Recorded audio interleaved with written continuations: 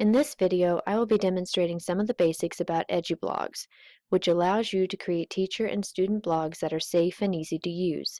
You can add images, video, and podcasts. For teachers and students, there is a free and a paid account. If you use the Features button in the top center part of your screen, you can see the differences between the two accounts. For the purpose of this tutorial and for first-time users, I would suggest sticking with the free account. So the first thing we need to do is we need to create an account. You will click on the green sign up button in the upper right hand corner. Once we do that, then we are to tell the computer if we're a student, an educator, a guest, or do you already have an account. At this point, you will select that I am an educator. And the next screen asks for you to enter your account information, and you'll click the yellow Continue to create a blog. I will not fill out the steps since I already have an account, but on the next screen will use your username as your blog domain. And then they ask you to give your blog a title and to choose a language. The default language is English. Once this is done, you'll click the Register and Create a Blog button. It's that simple. The blog title that I used when I was setting up my account was Using Math in the Real World. So once you have all that set up, it will take you to your dashboard. So let me go back to the main page, and I'm going to go in and create my account. So I'm going to log in, and I'm going to put in my username. Bear with me. And then my password. I'm going to ask it to remember me since this is my office computer, and I'm going to log in. Okay, so once you've followed all the other steps, which that last screen I didn't show you about your username being your blog domain and you're having to pick a blog title, once you do all of that, you'll be taken here, which is your dashboard. And you can see up here that Using Math in the Real World, that was my blog title. So, first things first, at the top of the page, under the Getting Started, you'll see a blue button that says Choose Your Theme.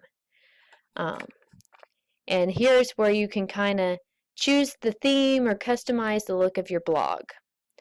Or you can use the menu button here on the left-hand side, and under Appearance, you can also pick your themes.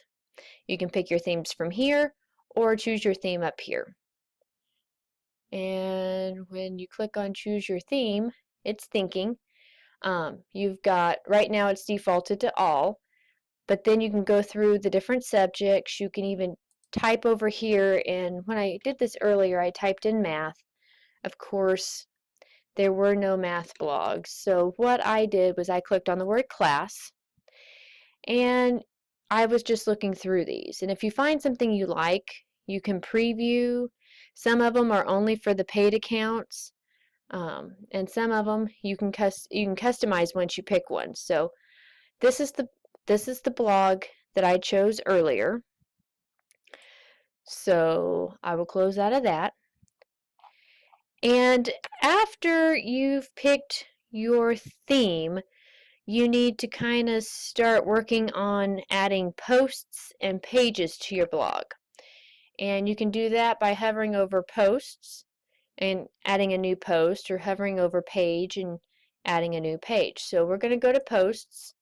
We're going to add a new one.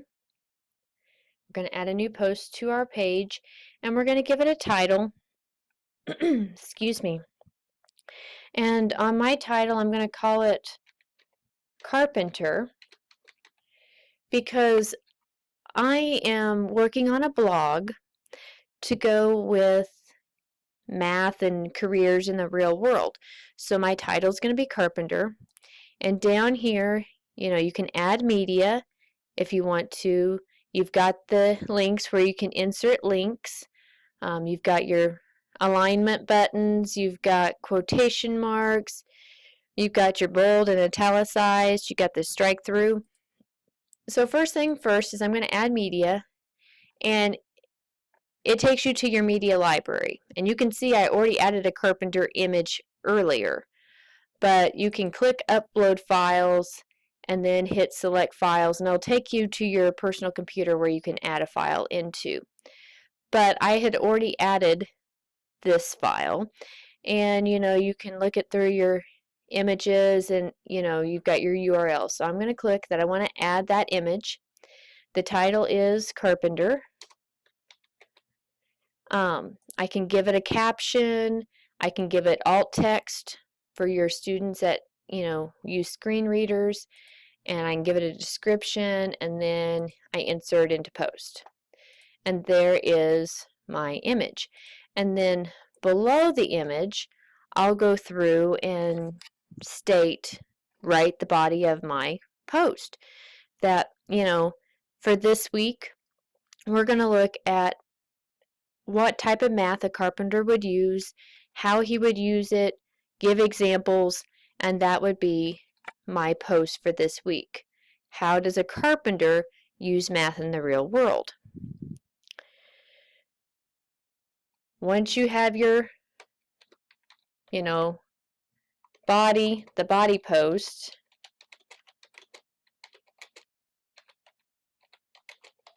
or the text, oh, I don't like it right there,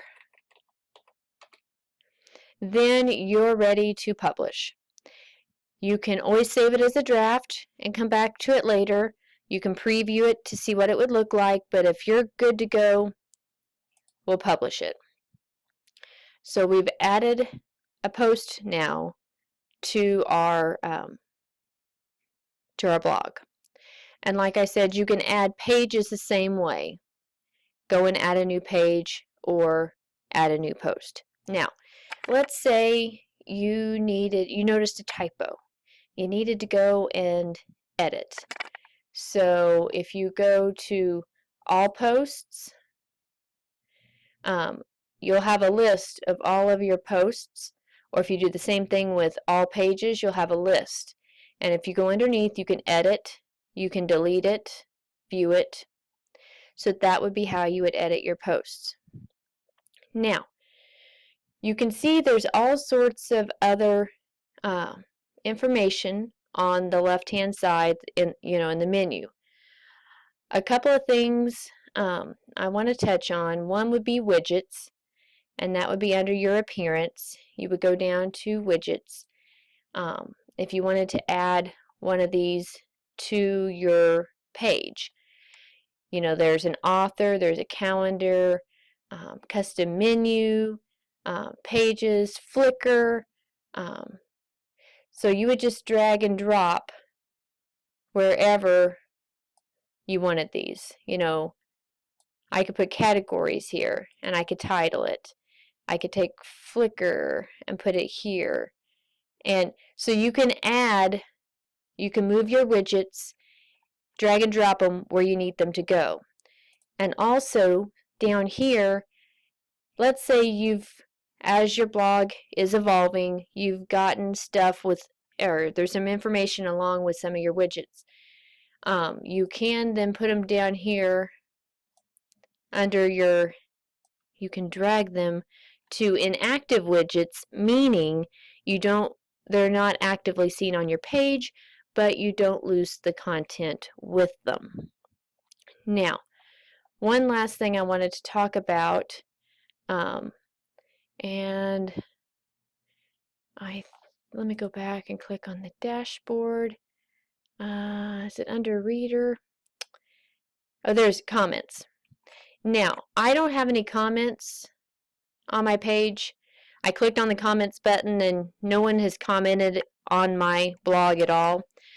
But let's say someone had. You would go to the comments button, you would see the comment. It doesn't go live on your page until you approve it. And if you don't like it, you can delete it.